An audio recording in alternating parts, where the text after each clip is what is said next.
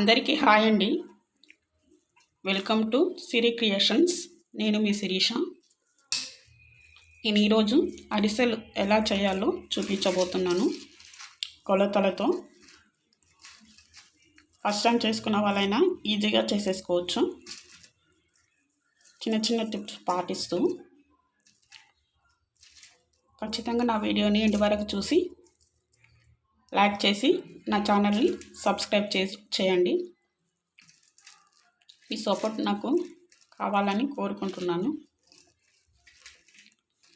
Okay, మనం వీడియోలోకి వెళ్ళిపోదాం. నేను ముందుగా ఈ గ్లాస్తో 2 గ్లాసుల రేషన్ బియ్యాన్ని తీసుకున్నాను. అంటే ఈ గ్లాస్తో 2 గ్లాసులు అయితే వెయిట్ ప్రకారం 600 గ్రామ్స్ బియ్యాన్ని తీసుకున్నాను. ఇలా తీసుకున్న బియ్యాన్ని నైట్ అంతా ఇలా నానబెట్టుకొని ఇలా వాటర్ని వంపేసుకుంటున్నాను. వాటర్ని వంపేసుకున్న బియ్యాన్ని ఇలా చిల్లులున్న గిన్నెలోకి ఇలా తీసేసుకుంటున్నాను, ఏమన్నా వాటర్ ఉంటే వెళ్ళిపోవడానికి. ఇలా వాటర్ అన్ని వంపేసుకున్నాం బియ్యంని ఇలా ఒక క్లాత్ పైన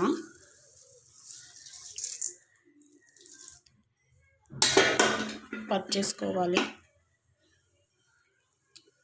వాటర్ అన్ని చేతికి వాటర్ తగలనంత వరకు నీడలో ఇట్లా ఆరబోసుకోవాలి.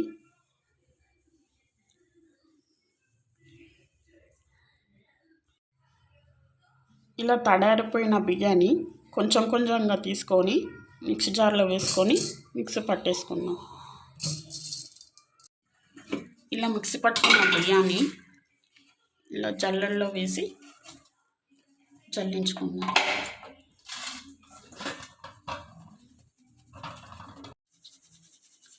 ఇలా జల్లించుకున్న పిండిని తడారిపోకుండా ఇలా ఒత్తి పెట్టుకోవాలి.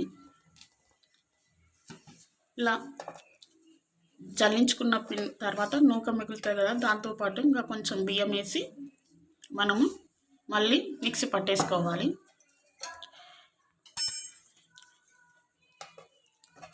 అలాగే పిండినంతా మిక్సీ పట్టేసిన తర్వాత మీకు చూపిస్తానండి. మళ్ళీ పిండినంతా జల్లించుకొని ఇలా నొక్కి పెట్టుకుందామండి, ఎందుకంటే పిండి తడాడిపోకుండా ఉండడానికి. నెక్స్ట్ మనం పాకం రెడీ చేసుకుందాం. నేను ఇక్కడ 600 గ్రామ్స్ బియ్యానికి 450 గ్రామ్స్ ఇలా పాకం బెల్లాన్ని తీసుకుంటున్నాను. దీన్ని ఇప్పుడు చిన్న చిన్న ముక్కలుగా చేసి పాకం పట్టేసుకుందాం. ఇలా కట్ చేసుకున్న బెల్లంలోకి ఒక టీ గ్లాస్ వాటర్ పోసి ఇప్పుడు ఈ బెల్లాన్ని పాకానికి స్టవ్ పైన పెట్టేసుకుందాం. బెల్లాన్ని పక్కన పెట్టేసుకొని దీనిపై ఇంకొకటి గిన్నె పెట్టుకొని దీన్ని ఇలా వడబోసుకుంటే ఇందులో ఏమన్నా కట్టి పరకలు ఏమన్నా ఉంటే వచ్చేస్తాయండి.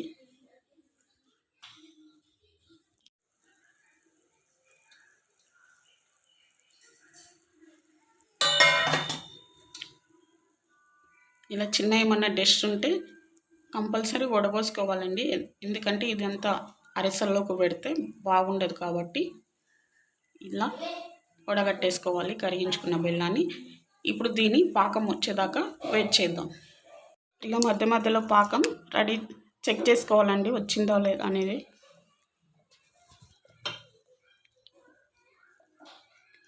ఇంకా రాలేదండి పాకం, వచ్చా. ఇప్పుడు మనం పాకాన్ని కొంచెం అంత స్పూన్తో తీసుకొని ఇలా గిన్నెలో వేసుకొని, కొంచెం ఎక్కువ తీసుకోండి. ఇలా గిన్నెలో వేసుకున్న తర్వాత ఇలాంటే చేతికి రావాలండి, చేతికి రావట్లేదు. ఇంకా కొంచెం జస్ట్ ఒక 2 నిమిషాలు అలా రావాలి. ఇది జారుడు పాకం, ఇది కాదండి అరిసెల పాకం.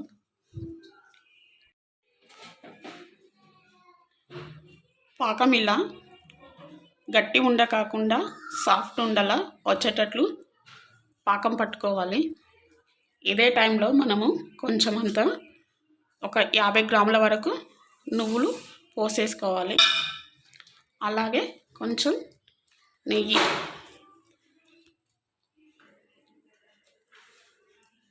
పోసుకొని కలుపుకొని స్టవ్ ఆఫ్ చేసుకోవాలి.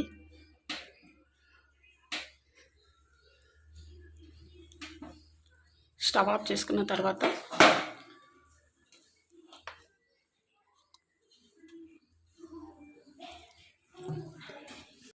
ఇలా అరిసెల పాకంలో తడి బియ్యం పిండిని కొంచెం కొంచెంగా పోసుకొని కలుపుకోవాలి.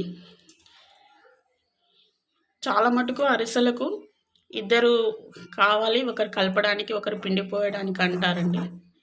కానీ అలా ఏముండదు, మనం ఒక్కరమైనా ఈజీగా చేసేసుకోవచ్చు. మనకు పాకం పట్టడం ఒకటి ట్రిక్ తెలిస్తే చాలు. బియ్యం పిండికి తగ్గట్టు బెల్లం కొలతలు తెలిస్తే చాలు, మనం చాలా ఈజీగా చేసేసుకోవచ్చు అరిసెలను. అవి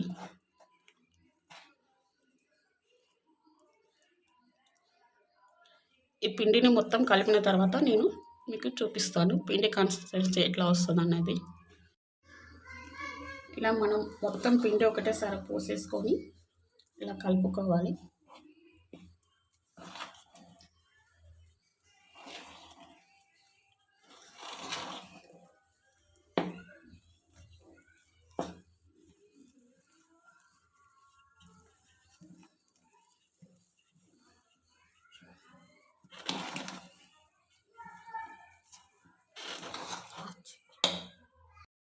ఇలా పిండినంతా కలుపుకున్న తర్వాత ఇది ఇంకా వేడి మీదనే ఉంది, మనం ఉండలు కట్టేస్తుంది అని అనుకుంటారేమో. ఏం కాదండి, వెళ్ళ కట్టిన ఇలా స్పూన్తో మెదుపుకోవచ్చు. ఇంకా లేదు అంటే మనం పిండి చల్లారిన తర్వాత కూడా కలుపుకోవచ్చు. అరిసెలు మాత్రం చాలా పర్ఫెక్ట్గా వస్తాయి. ఇదే టైంలో మనం కొంచెం నెయ్యి పోసేసుకుందాము.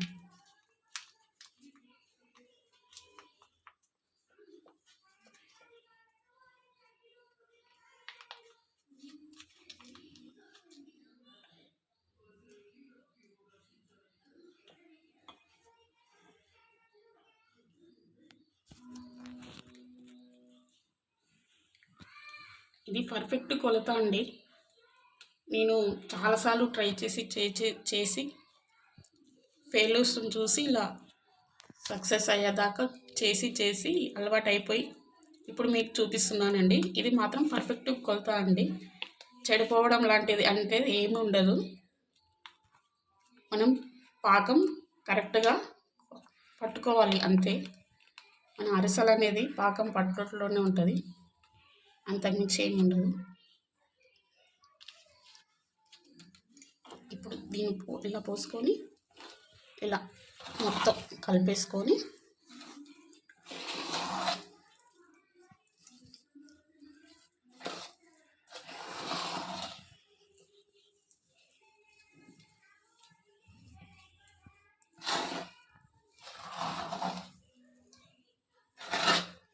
సొంతంగా నేను ట్రై చేశానండి, నాకెవ్వరూ చెప్పలేదు.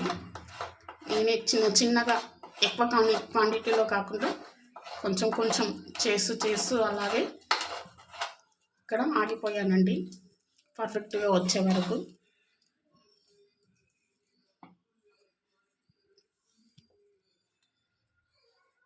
ఇలా అండి, ఇలా జారుడుగా ఉంటుంది. చల్లారిపోయిన తర్వాత పర్ఫెక్ట్గా వచ్చేస్తుందండి అరిసెలకు.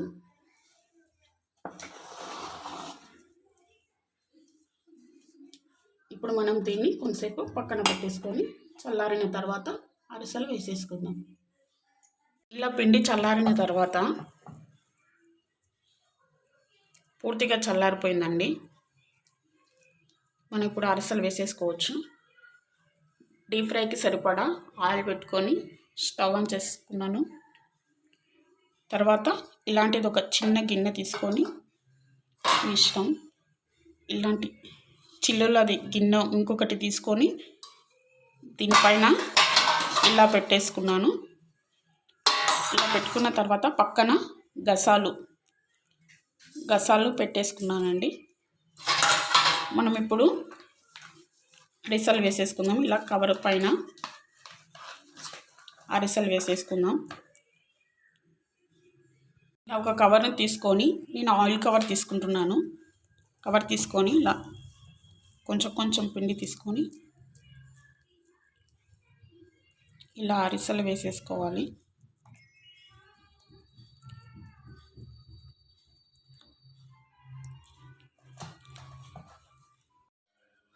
ఇలా ఒకదాని తర్వాత ఒకటి చేసేసుకుందామండి కవర్ పైన.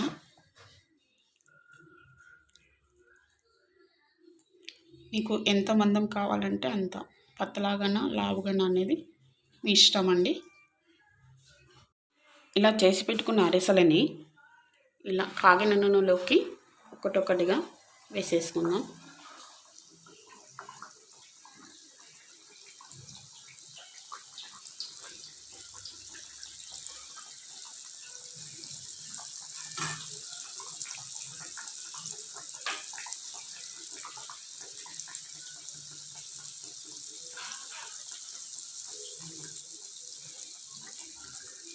ఇలా అరిసెలు వేసినప్పుడే తిప్పేయకుండా కొంచెం ఒక నిమిషం పాటు అలా ఉండనిచ్చి ఇలా తిప్పేయాలి.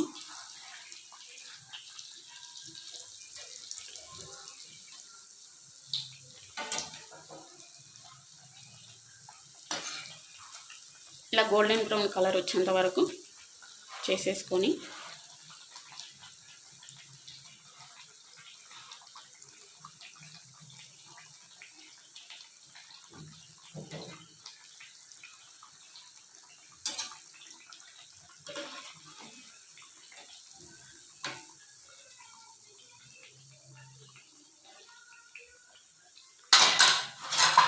ఇలా ఒక గిన్నెలోకి వేసేసుకొని దీని ఇలా ఆయిల్, ఎక్సెస్ ఆయిల్ ఉంటే కిందికి వెళ్ళిపోతుంది కింద గిన్నెలోకి. తర్వాత మనం తీసేసుకోవాలి. ఇలా అన్నీ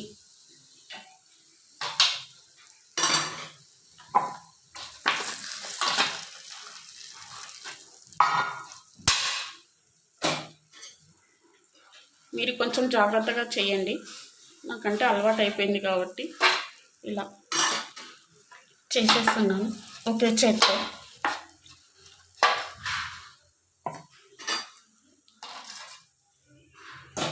ఇలా అన్నీ ఇలాగే వేసేసిన తర్వాత నేను మీకు చూపిస్తాను. మళ్ళీ ఫస్ట్ మీకు ప్లెయిన్ అరిసెలను చూపించాను కదా, ఇప్పుడు గసాలు ఎలా అద్దుకోవాలో చూపిస్తాను.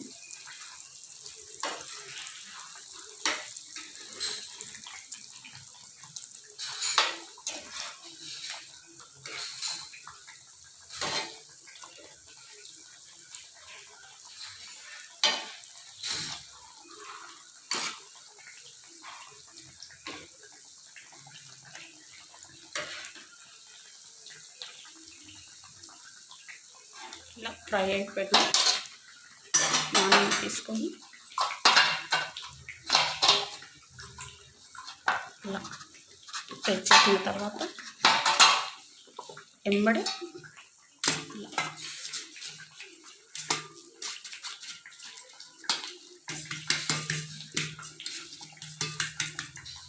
ఇలా